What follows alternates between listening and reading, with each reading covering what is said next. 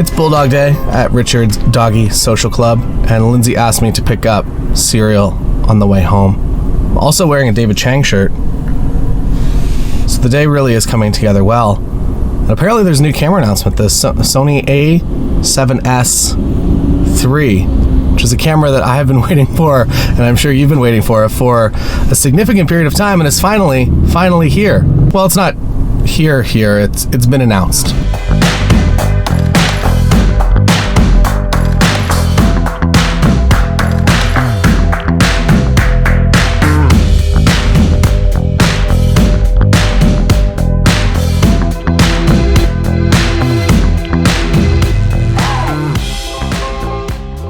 Welcome to the studio on this fine variable cloudy day. You're going to get to experience the joy of this golden bounce coming in through the window and then turning to shade and getting nice and cool. It's a wave. We're all going to ride it together. And that's not why you're here. You're here to learn or to hear me talk about the Sony A7S III, which is a camera that, quite honestly, I've been waiting for a very, very, very long time, as I'm sure you have been as well. We used the Sony A7S II for a long time. By the way, I learned this today in the presentation. S stands for sensitivity, which is nice. R stands for resolution. S for sensitivity. We used the A7S II a lot. It eventually got phased out into the Panasonic GH5, which fit the needs of what we wanted a little bit better. And then eventually that became a Canon R, and we stuck with the R for quite some time. And then in a decision that I'm happy I did it because I learned from it, but I should have stayed with the Canon R and not gone to what you're seeing right here, which is the Fuji X-T4, which is a fantastic camera. But as far as autofocus and just usability goes, I feel like Canon kind of fit the nice spot for me. And in autofocus specifically, which is one of my problems for video on the X-T4, I would say that like Sony, number one, autofocus, definitely best autofocus in the game. Number two, Canon. Number three is probably Fuji, Nikon, and maybe even like the Leica SL2 kind of all tied at the bottom. They all have different positives and negatives, but as far as autofocus goes, that I really do think that Sony like obviously has the best autofocus in the game. So I was hovering on I put the pre-order in my cart, and I was on that checkout button for, I'm gonna say, the entire presentation. So I added it at 10 when it became 10 Eastern, which is when it became available to pre-order. And then I sat there and nothing could get me to hit that button, unfortunately. So let's talk about the camera a little bit. If you've been watching this channel for a long time, you're probably potentially either in the wedding space or you're doing both hybrid photo video coverage on a wedding day. This camera might seem like it's the perfect hybrid coverage camera, but unfortunately at 12 megapixels, it's not really for that need. So this camera is definitely on the video side of things. The things that I absolutely love: no recording limit. I hope that all camera companies get rid of that.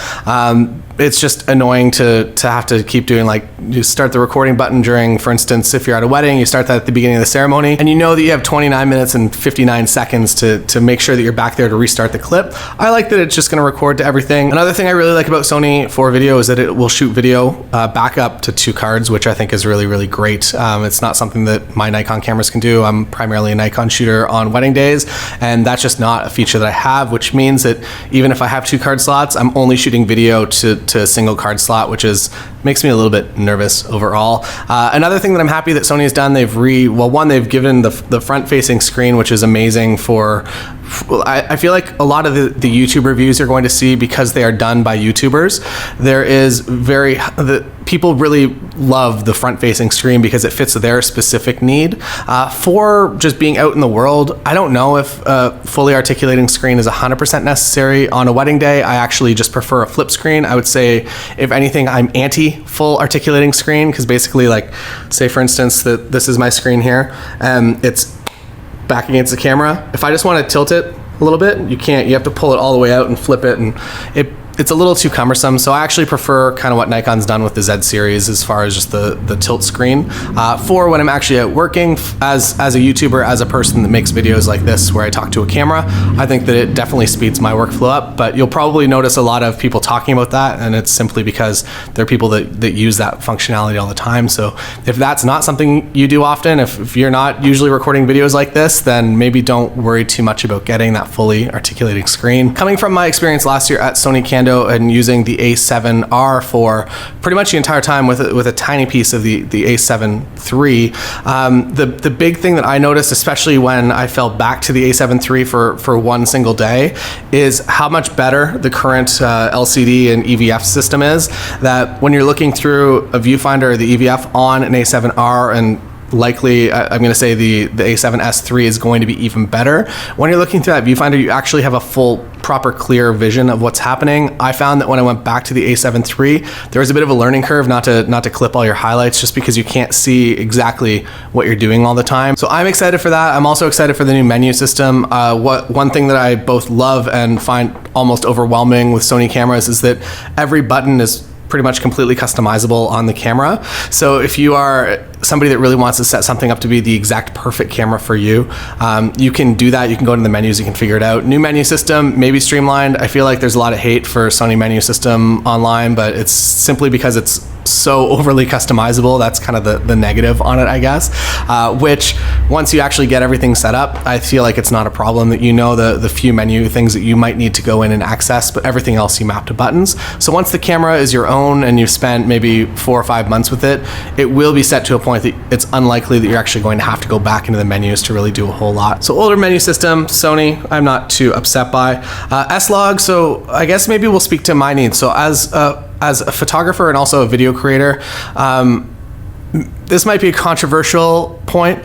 I don't really shoot 4K ever, or if I am shooting 4K, I'm usually shooting 4K for web. So at the end of the day, it's usually being mixed down to something that's roughly a 1080 just regular HD frame.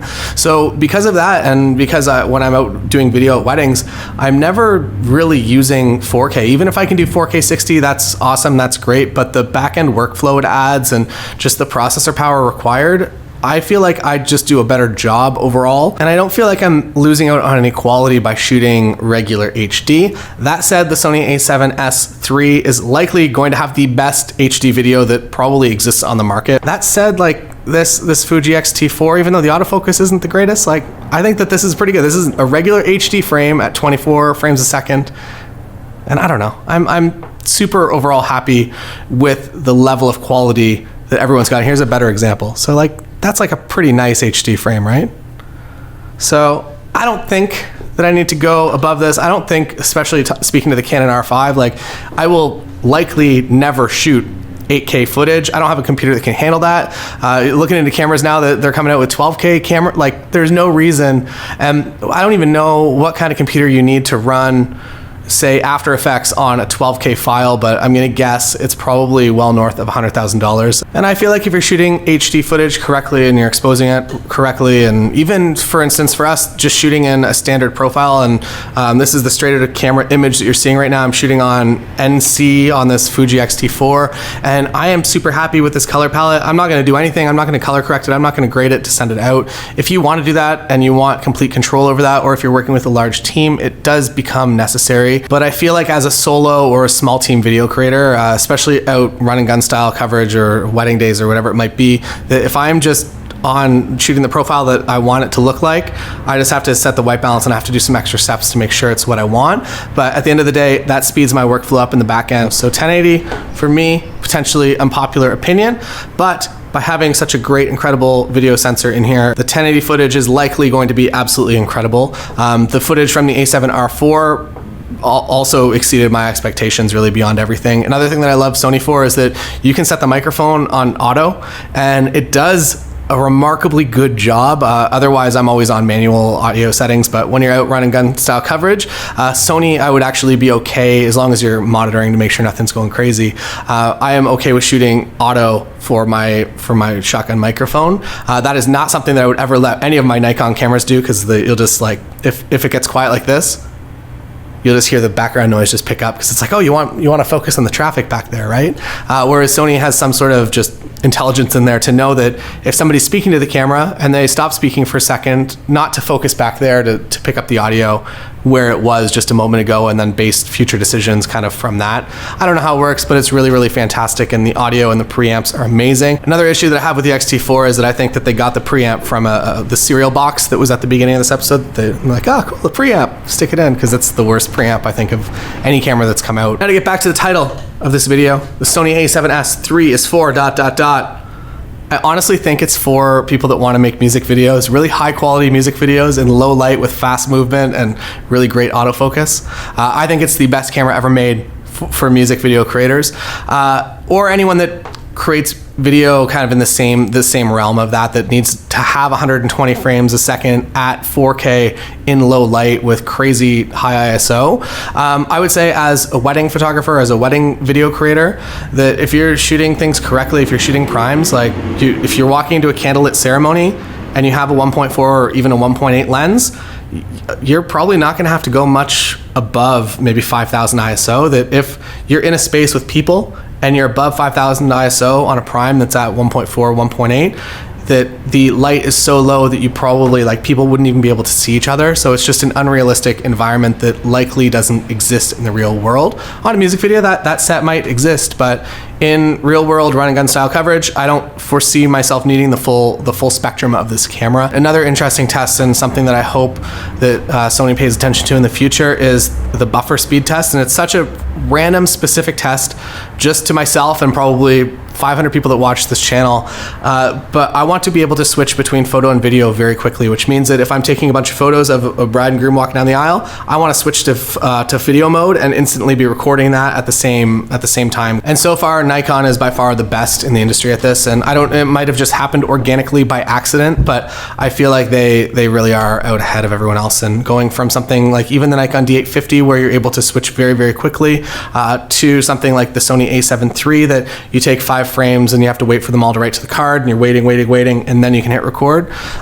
It becomes very difficult for me to do that specific aspect of my job. And I feel like that's also how I do a lot of travel content as well, that I'm always doing both photo and video coverage, and to have that be a more of an instantaneous switch, I hope that Sony brings that to their cameras in the future. I know this A7R4 that I tested for a long time, it wasn't there yet either, and because the R stands for resolution, it takes even longer to write the files to the card, so it was pretty much unusable, I would say, in regards to that fast switching environment like a wedding. If you're not a wedding shooter, then maybe that doesn't matter to you. If you don't need that type of speed and performance, that might not be even a consideration. But I would say, similar to my thoughts on the Canon R5, is that there's just so much stuff in there that I will never possibly use, and it doesn't inspire me to go out and create more, tell stories in a better and more unique way. If anything, it frustrates me because I need a faster computer and I have to build proxies and I have to do more steps in my workflow. Whereas I would rather just go out, I would shoot the thing and then edit the thing, and then that's kind of my happy place. I don't need the additional technological steps in there to gain maybe just a small quality boost overall. I'm quite happy, again, unpopular opinion, with my 1080 frames. Frames. Do you use natural frames? Frames. So yeah, those are my thoughts on the A7S III that I waited a long time for, and I really just couldn't click the button today. I almost clicked the button. I want to know.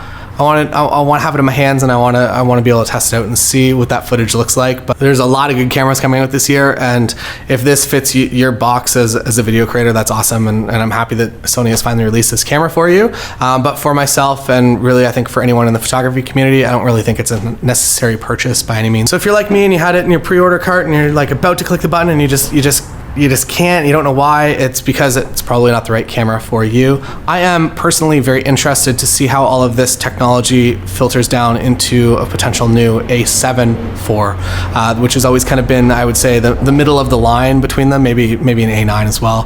But I would say that as far as cost-wise goes, that it's a very attractive camera, the A7 III right now. And if the A7 IV brings a few, I don't even know what I would want more out of. I would want better screens and a better AVF, and then otherwise a faster buffer, but that's again just for myself and maybe 500 people that watch this channel. But yeah, so I don't know, those are my thoughts on it. I thought that it was important. I started this video with full intention, 100% of buying this camera, and after watching the presentation I realized that it's just unfortunately not for me. So that's what I have to say today.